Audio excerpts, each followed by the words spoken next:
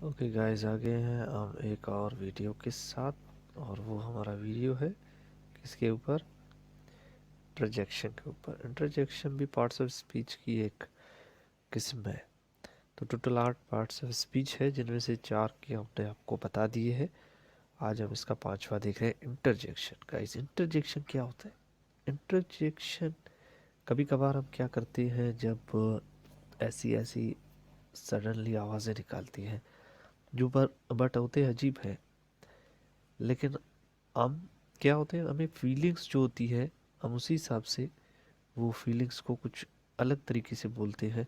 जैसे कि मान लो यहाँ पे क्रिकेट मैच था, और ये क्रिकेट मैच क्या किया हमने, जीत ली। ठीक है, कुछ लड़के थे जिन्होंने ये क्रिकेट मैच जीत ली। फिर उन्होंने क्या किया, विकेटें निकाली। ये जो विकेटें निकालने के बाद जब उन्होंने हा हा की आवाज़ें की, तो ऐसे लगता है कि उन्होंने मैच जीत लिया।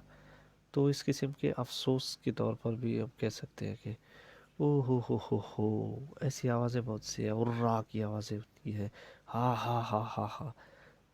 ऐसे फीलिंग्स होते हैं जिनके लिए हमें इंटरजेक्शन का इस्तेमाल करना पड़ता है गाइस। तो इंग्लिश में उनका इस्तेमाल कैसे होता है, आज वो जानेंगे।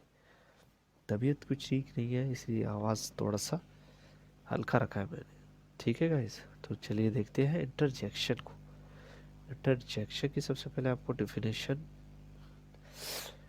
Those words are phrases which express sudden and strong feeling of surprising sorrow or happiness or called interjection। यानी कि खुशी के तौर पे जो हम कहते हैं ना, हा हा हा हा हमने मैच जीत लिया, इस तरह कहते हैं, नारे वगैरह लगाते हैं, वो तो हुआ खुशी। और एक सारों के हिसाब, यानी कि गम के हिसाब से एक फीलिंग होती है, उफ उफ उफ उफ।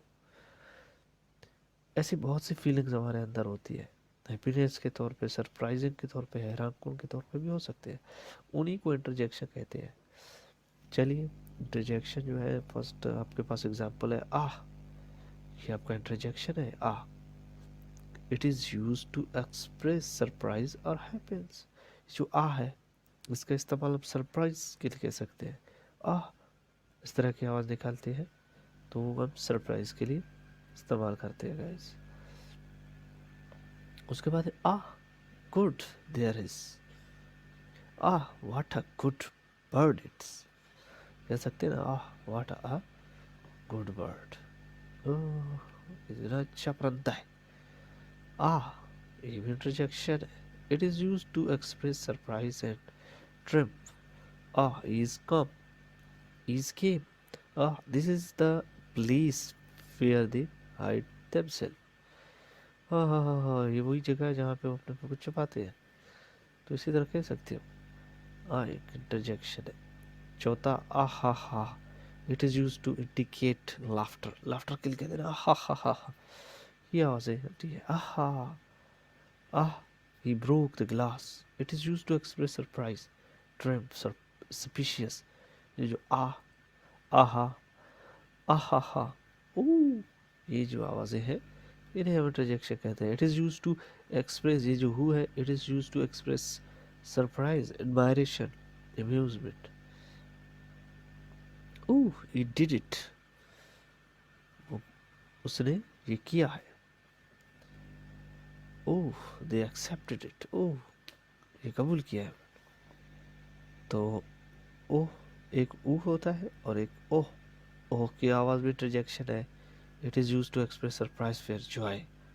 ठीक है गाइस, जो जॉय होता है, सरप्राइज होता है, उसी के लिए आप ओह कहते हो। जैसे कि आप कह सकते हो, ओह शी इज़ कमिंग, ओह वो आ रही है, ओह शी इज़ कमिंग, जॉय वो आ रही है। इस तरह की आवाज़ें होती है, इस्तेमाल करते हैं हम, इन्हें इंटरजेक्शन कहते हैं। ये जो ओ है, ये इट इज़ यूज टू क्या, सरप्राइज और फेयर के लिए होता है। Note, interjection can give different meanings. You can judge the different things visual. So I check in my connection. Okay, this is a connection. Seven number, oh, interjection. It is used to express surprise to him. Oh, we are reached. Oh, हम पहुंच गए। Oh, हमने जगह पा लिया। ये ऊ की आवाज़ है, double O H ooh. It is use to express pleasure, pleasure के लिए कितना ठंड है, इस तरह की आवाज़ है। आउच की आवाज़ है आपका, ओए ओए इंटरजेक्शन है, it is use to express feeling of pain, ओए इट हर्ट्स, ओए इट रियली पेन्स।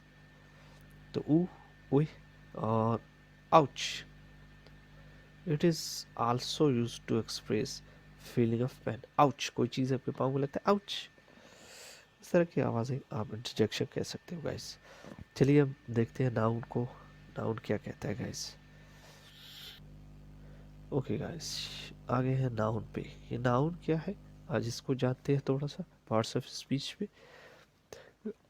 गाइस कोई भी नाउन को आप कोई भी शख्स को कह सकते हो, कोई जगह को कह सकते हो, कोई चीज़ को कह सकते हो। कोई भी चीज़ कोई भी जगह हो लेकिन उसका एक नाम होता है, हम उसे नाउन कहते हैं। तो आइए इसका डिफिनेशन पढ़ते हैं। डिफिनेशन को छोड़िए ज़रा, अपने कॉन्सेप्ट पे ध्यान दें कि किसी शख्स, जगह, कोई भी चीज़, आप उसका नाम तो हो सकता है। आपको पता है बगैर नाम के कोई चीज़ इस दुनिया में बनी नहीं है, हर चीज़ का नाम है। तो डिफिनेशन भी यही कहता है, name of a place, person, thing. बस ये तीनों चीज़ों को याद कर लो कि कोई प्लेस हो, पर्सन हो, थिंग हो, प्रोफेशन हो, जो भी हो, ईटीसी कॉल्ड नाउन, उसे नाउन कहते हैं। तो उर्दू भी यही कहता है, शख्स, जगह, चीज़ का नाम इसम कहलाता है। कराची आपका इसम है, एप्पल आपका इसम है, डॉग आपका इसम है, आदिल आपका इसम है। ये क्या है? ये कराची जो है ये आपका प्लेस है, ये नाउन है। ये जो फल है, ये फ्रूट है, ये क्या है? ये भी तो कोई नाम है। ये एनिमल है, जानवर, डॉग। अदील क्या है? पर्सन है आपका। और ये शुगर क्या है? ये थिंग है, कोई चीज़ है। तो इट इज़ योर ना, इट इज़ यूज नाउन। तो चलिए जी आगे जाते हैं। आगे क्या कहता है कि नाउन की किस्में, काइंड्स ऑफ नाउन। नाउन की टोटल 5 किस्में हैं, बस यही सबसे ज़्यादा इंपॉर्टेंट किस्में है इसकी। पहला आपको पता होना चाहिए कि there are 5 kinds of noun. Proper noun होता है, जो ख़ास नाउन होता है, उसी को कहते हैं। अब ख़ास नाउन क्या है ये आपको खुद चुनने होंगे। ख़ास नाउन्स ऐसे नाउन्स होते हैं जो सिर्फ ख़ास चीज़ों के लिए इस्तेमाल होते हैं। कॉमन नाउन्स, कॉमन नाउन में आपका हर नाम आ सकता है। ठीक है, ये फिर कभी किसी अच्छे तरीके से आपको समझाया जाएगा। Material noun, concrete noun. Material noun ऐसे हैं जिनसे कोई दूसरा चीज़ बने, उसको मटेरियल नाउन कहते हैं। एब्स्ट्रैक्ट नाउन होता है आपका, यानी कि कोई एहसासात होते हैं, जज्बात होते हैं, उनको कहते हैं। कलेक्टिव नाउन्स आपका कलेक्ट किया हुआ है, मजमुआ होता है, उसको कलेक्टिव नाउन कहते हैं गाइस। तो नाउन आपको पता चला, नाउन की 5 किस्में हैं। तो अभी हम जो पढ़ने जाएंगे नेक्स्ट, जो हमारे दो पार्ट्स ऑफ स्पीच है, उन्हीं को हम डिस्कस करेंगे गाइस। मिलते हैं नेक्स्ट वीडियो में। अल्लाह हाफिज़।